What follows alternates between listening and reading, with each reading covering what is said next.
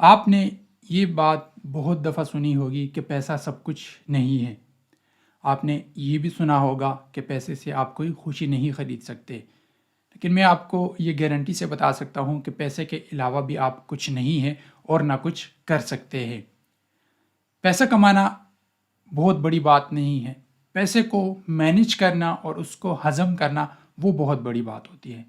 कि अगर आपके पास लेट्स सपोज़ अभी आपकी 20,000 सैलरी है और आपके पास महीने के आखिर में 2,000-3,000 रुपये बच रहे हैं और कुछ अरसे बाद आपकी सैलरी 50,000 या 1 लाख पे जाती है और फिर भी आपके पास महीने के एंड में 2,000-3,000 या हद करके 5,000 बचते हैं, तो आप अपने पैसे को सही तरीके से मैनेज नहीं कर रहे। बीइंग एज ए फ्रीलांसर आपको बेहतर आइडिया होगा कि हमारे पास हर टाइम प्रोजेक्ट्स नहीं होते। हमारा जो कैश इनफ्लो होता है वो कभी भी बंद हो सकता है। जिस तरह भी दिसंबर और जनवरी में आपको पता है कि ड्राई पीरियड चलता है, फ्रीलांसिंग के इतने प्रोजेक्ट्स नहीं आते क्योंकि मोस्ट ऑफ द टाइम जो क्लाइंट्स होते हैं वो छुट्टियों पे चले जाते हैं और उनके अपने वीकेंड्स वगैरह होते हैं, छुट्टियाँ होती है, तो आपको इतने प्रोजेक्ट्स नहीं मिलते। तो आपने हमेशा अपने इन पीरियड को देख के ही अपने फाइनेंसिस को मैनेज करना है। तो आज हम एक ऐसे टॉपिक के बारे में बात करेंगे जिसमें हमारे यूनिवर्सिटीज़ बात नहीं करती, हमारे घर वाले नहीं समझाते, हमारे दोस्त इसके बारे में बात नहीं करते।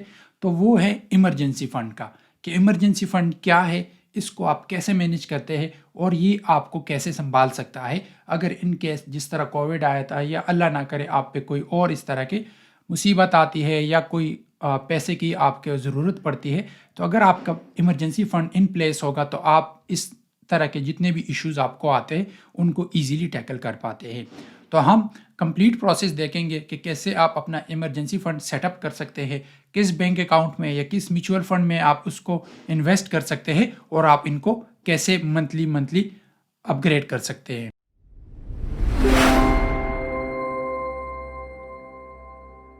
तो अभी आपको मैं अपनी स्क्रीन पे लेके चलता हूँ और यहाँ से मैं आपको दिखाता हूँ कि इमरजेंसी फ़ंड आप कैसे मैनेज कर सकते हैं।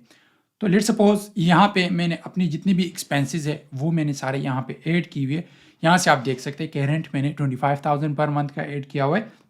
Utility bills up and down आते जाते हैं। 10,000 का मैंने ऐड किया हुआ है। फूड का 40,000, आपको पता है कि महंगाई कितनी है और 4-5 बंदों की फैमिली इससे भी ज़्यादा एक्सीड कर जाती है, लेकिन ये मैंने बस अप्रॉक्सीमेटली सारे कुछ जो नंबर्स है वो ऐड किए हुए। इसके बाद इंटरनेट का जो बिल आता है वो तकरीबन 7,000 या इससे भी कुछ कम या ज़्यादा हो जाता है, डिपेंड करता है महीने पे कि मैं कितना आउटसाइड इंटरनेट यूज़ कर रहा हूँ, कितना मैं घर का इंटरनेट यूज़ कर रहा हूँ।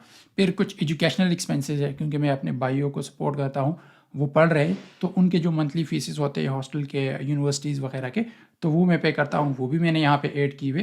फिर हेल्थ के मतलब ये तो मैंने ऐसे एक अप्रॉक्सीमेट अमाउंट ऐड किए, लेकिन कभी ज़्यादा कभी कम, लेकिन इस पर मैं एक स्पेसिफिक अमाउंट मैंने ऐड की हुई कि इतनी आ जाती है। फिर मैंने कुछ इन्वेस्टमेंट की हुई, प्लॉट्स वगैरह ख़रीदे, तो उस पे मैं मंथली इतने ही इंस्टॉलमेंट्स देता हूँ। वो 3 मंथ्स का होता है, लेकिन मैं हर मंथ उसमें पैसे डालता हूँ ताकि मुझे 3 मंथ्स बाद कोई इशू ना पड़े, क्योंकि अगर मेरे पास इतनी सेविंग नहीं होगी तो वो जो जितना प्रोसेस है वो सारा ख़राब हो जाएगा। तो मंथली इंस्टॉलमेंट्स में इस पे ऐड कर देता हूँ। इसके बाद फिर जो बाकी मिसलेनियस खर्चे आ जाते हैं, बाहर आना जाना, खाना या जो कुछ भी हुआ, तो वो इसमें मैं ऐड कर देता हूँ।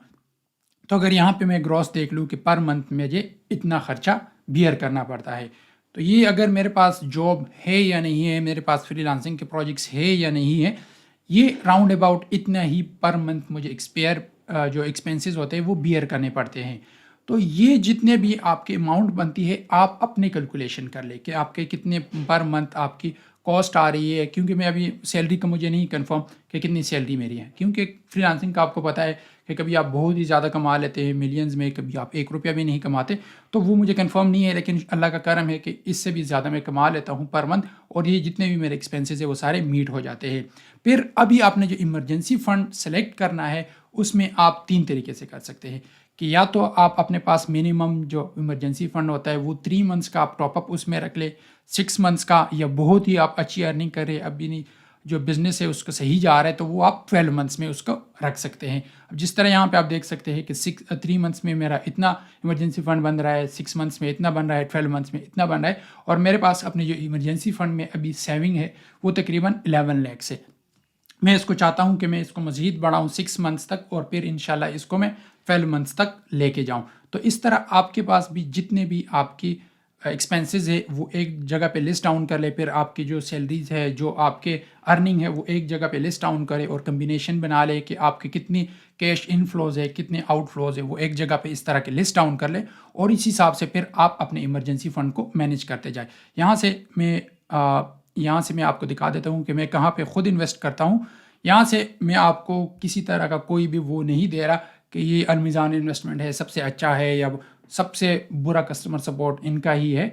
मैं इनको कोई वो नहीं कर रहा, लेकिन मैं जो खुद एक मेथड यूज़ कर रहा हूँ आपको वही सजेस्ट कर रहा हूँ। आप इससे कोई बेहतर अल्टरनेटिव ढूंढ सकते हैं, आप घर में भी वो पैसे सेव रख सकते हैं। लेकिन वो घर में ये होता है कि वो पैसे आपकी डिवैल्यू होते जाती है, तो आप किसी जगह ऐसी जगह इन्वेस्ट कर ले कि आपको कुछ ना कुछ पैसे भी आ रहे होते हैं और आपका पैसा भी डूब नहीं हो रहा होता है। तो ये अलमीज़ान इन्वेस्टमेंट फ़ंड है, मैं इसमें अपने पैसे ऐड करते रहता हूँ। अगर आपको मैं दिखा दूँ कि पूरे साल मुझे कोई 10,000 का प्रॉफिट हुआ है, कोई इतनी बड़ी अमाउंट नहीं है, लेकिन फिर भी ना होने से बेहतर है। इसका जो ज़बरदस्त फीचर है वो ये है कि जब भी इसमें मैं पैसे इन्वेस्ट करता हूँ और मुझे इन केस कोई इमरजेंसी पड़ती है, मैंने इसमें निकालने होते, तो विद इन 1 डे का टाइम होता है और वो मेरे अकाउंट में वापस आ जाते। लेट्स सपोज आज अगर मंडे के दिन मैं अपने अकाउंट से ट्रांजैक्शन करता हूँ तो ट्यूसडे को वो पैसे मेरे बैंक अकाउंट में ऐड हो जाते हैं। तो मुझे कोई भी इस तरह का जब इशू आता है तो मैं यहाँ से पैसे विड्रॉ कर लेता हूँ।